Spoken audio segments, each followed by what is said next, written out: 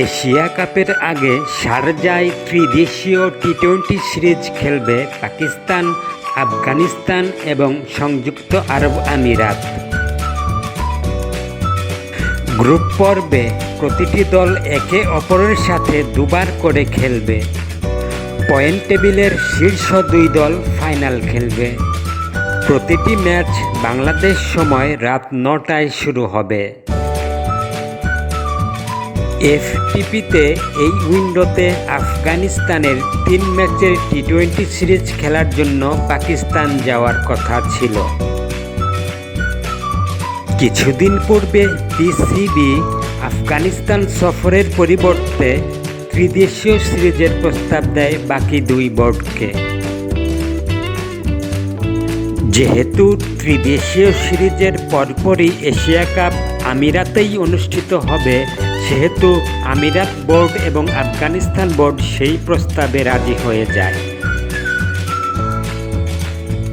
এবারের Asia cup টি-20 ফরম্যাটে 9 থেকে 28 সেপ্টেম্বর সংযুক্ত আরব আমিরাতে অনুষ্ঠিত হবে।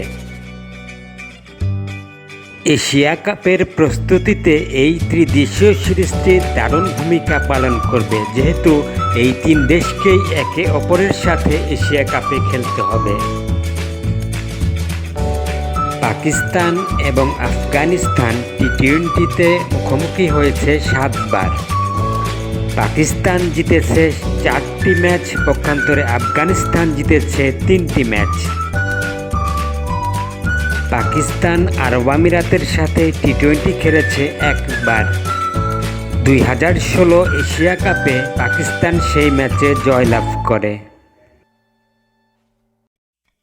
আফগানিস্তান এবং আরব আমিরাত একে অপরের সাথে খেলেছে 12টি ম্যাচ। আফগানিস্তান জিতেছে 9টিতে, হেরেছে 3টিতে।